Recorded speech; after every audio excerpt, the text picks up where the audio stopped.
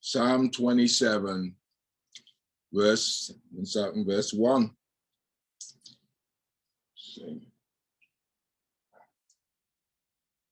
The Lord is my light and my salvation.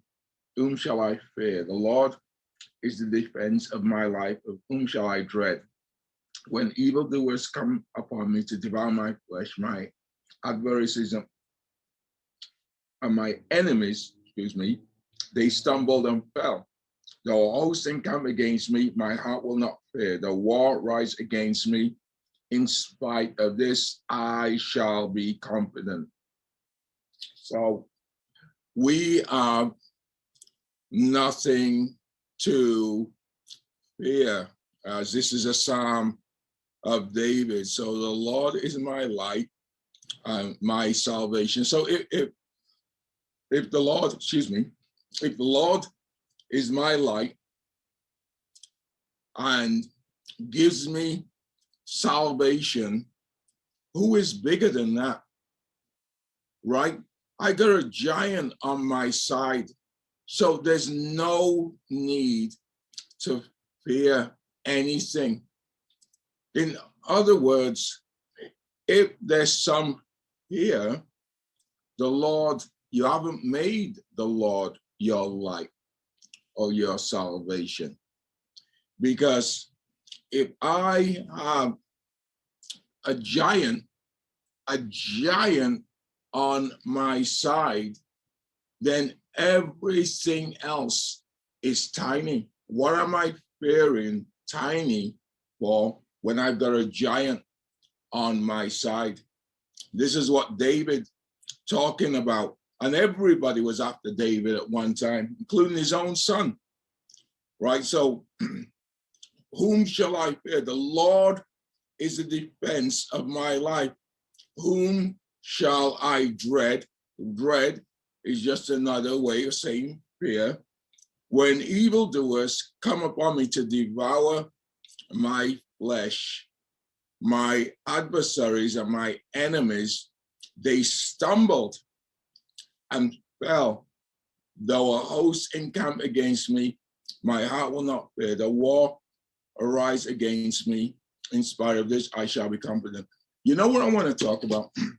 I want to talk a little bit about the origins of some of our fears. And I'm sure what I'm going to say now is going to concur with people here. So, David here, of course, he is using battle terms, right? I mean, clearly he's talking about an enemy. David was a warrior, we know that. But I want to talk more about subtle fears. So talk about this, and I'm sure people will concur with this. Okay, family of origin, not really showing much love towards you, right? They expect you to do well at everything. Well at everything. You better do well. You better do well. You know what? You are gonna have fear. You know what the fear is gonna be? You're gonna have fear of not performing well. You are automatically gonna have a lot of fear around studies, doing exams, report card time. You are going to have a lot of fear. If you have parents that were incredibly moody, you are gonna have a lot of fear. Really, what mood are they in? Are they gonna be upset at me? So, in other words, what I'm saying, the family of origin, which was supposed to give you security so you wouldn't fear, because of their own dysfunctionality and because of our misperception growing up, we have fears. So the point I'm trying to make now is, don't think if you have any fears that they came in a very overt kind of way. No, they were covert, they were subtle, and it's there's also the fear. Some people have got fear as well. An older sibling or a younger sibling, or it could be cousins being compared to them. There's a fear of that too. There's also a fear, especially if parents put you down, what are they gonna say about me? Oh, what are they gonna say? There's also fear of parents also never being satisfied. If you get all A's, well, why weren't they A+? You should have got A+, right? There's a fear of that. In relationships, fear of different kinds of things, body issues. I see people with body dysmorphia, never happy with their bodies, not happy with their looks, want to change this, want to change that. There's also fear of not being, well, I'm not as cute as her over there or as him over there. There's that fear. There's fear of not being accepted. There's fear of being rejected. There is fear of not feeling that you are intelligent enough. There is fear of not feeling capable enough. There are so many fears. That's why I don't want us to go to something that's blatant. No, I want us to fish out those little subtle fears, very, very subtle fears. And so now, if there was fear that began in a family of origin, you're gonna have fear in relationships. Say you're a woman and a guy's in a bad mood. Oh, is it me? Did I do something? If your supervisor at work is in a bad mood, oh, did I do something? Think about how many times, right, you have gone over in your mind what you could have done wrong, how you stressed yourself, how much fear you have had. Think about times when you got up in the morning and you have this same fear that you went to bed with. All of these thoughts swishing around your mind, right? All of these different fears. And here's the thing about these fears. Because they are covert, they are difficult to fish out. It's almost like they've been ingrained in you now. What mommy or daddy caused, right, is ingrained. I've had clients who are being terrified of what's gonna happen when daddy comes home drunk. Is he gonna kick the dog, smack my mom around, and then smack me around, right? There's all of these fears. So the point that I'm saying now, these fears are so covert and ingrained, you don't even know when they started. You just have this fear. As I said, it's the covert ones you need to be concerned about. Don't need to be concerned about the lion over there or somebody with a gun to your head. Clearly, these are blatant fears. So those kind of fears, there's a direct relationship between the fear and the potential action that's causing the fear. I'm talking about things that are more covert, much more subtle, much more blended in. Those are the kind of fears that I am talking about. And those are the ones that we need to fish out, because these are the ones that are causing the most problem. Remember, I was talking about psychosomatic illnesses, blood pressure up, you just being afraid. I mean, I have so many clients that have had panic attacks. They don't even know what they're afraid of. They don't even know what's going to happen. They just have this idea that something bad is going to happen, right? So what we want to do is we want to fish out these fears. And I'll tell you why. Because they've almost become a part of our character, a part of who we are. So then, what is the key to negating fear?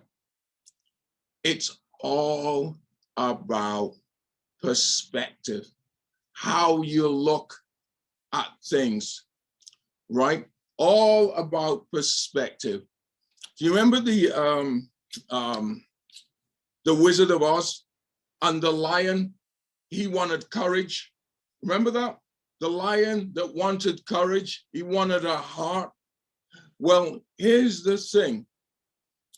Before you have courage in your heart, you have it from the perspective with which you see things. Fear or no fear is all about perspective. That's it. It's all about perspective, how you look at things. Okay, give you a clue. I know most ladies don't like watching boxing, right? But I'm gonna give you a boxing match now to make an illustration. So there was a guy called James Buster Douglas. He was the first guy that knocked out Mike Tyson. And you know why? A week before the fight, his mother passed away. So this guy, he had nothing to lose. His mother was his absolute world. So this is a guy, I've got nothing to lose. He just came out swinging and he knocked out Mike Tyson. He just knocked him out. Don't get me wrong.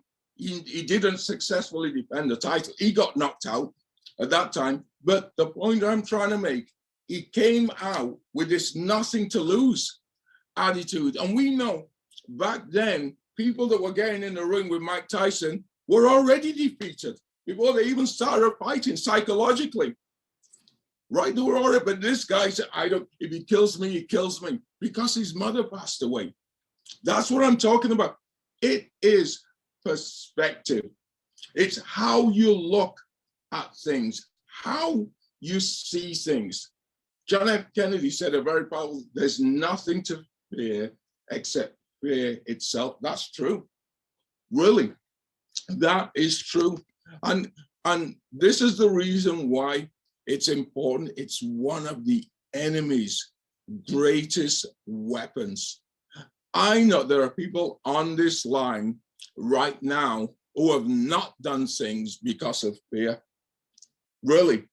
And I'm talking about a lot of things. And I'm talking about things, I am not talking about, not taking the trash out after 9. I am talking about life-changing things that have not been done.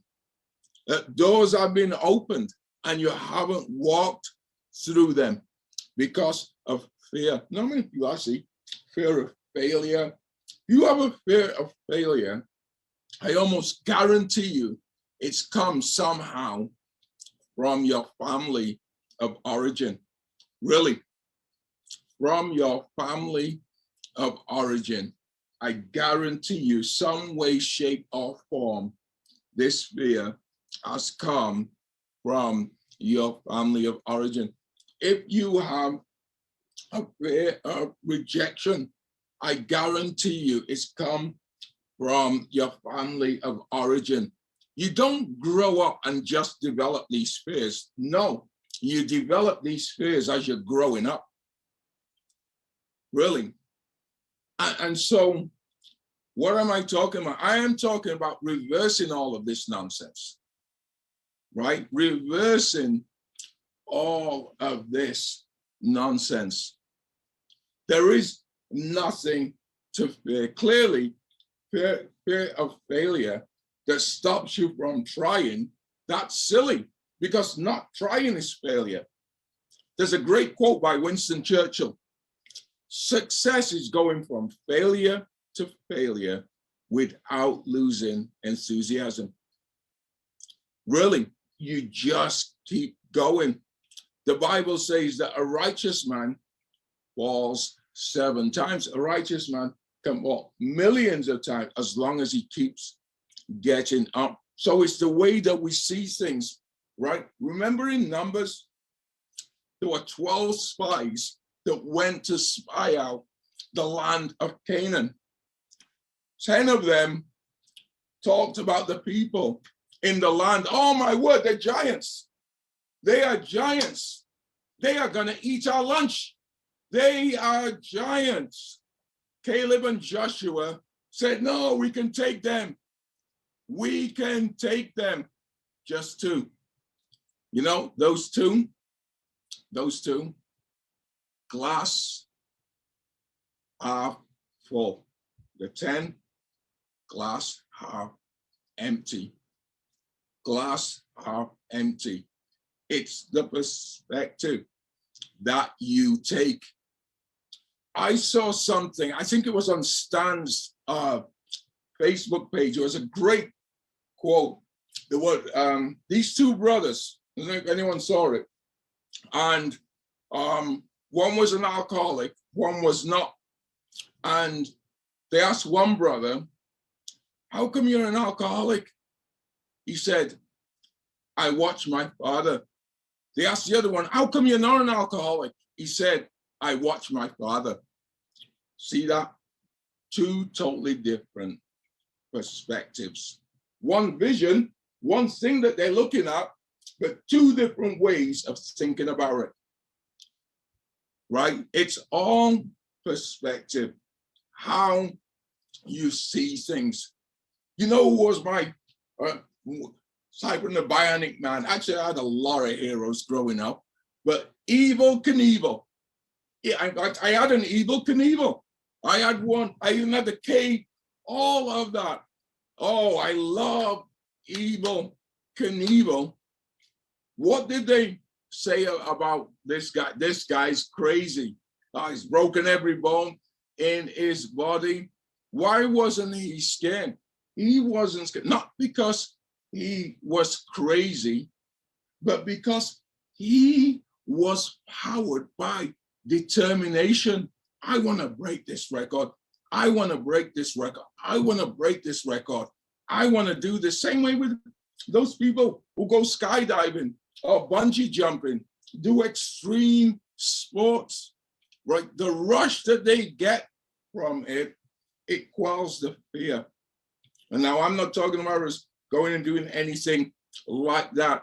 I am just talking about us looking at things in not in a insurmountable kind of way, looking at them, and instead of them being mountains, looking at them as molehills, looking at them, instead of them being giants, looking at them as little small things that we can take. Look at David, same thing again in fighting Goliath. Look at the perspective he had. I come to you in the name of the Lord of hosts, the God of Israel, right? Look, 40 days now, Goliath had been taunting Saul and all of those. Saul was the king, right? Saul was the king. Saul said, oh, David, wear this armor. He went with a slingshot. He went with a slingshot.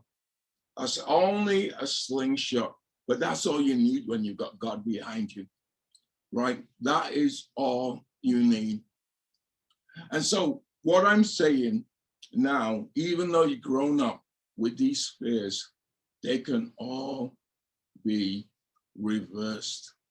They are all deep down. We have to take a different perspective.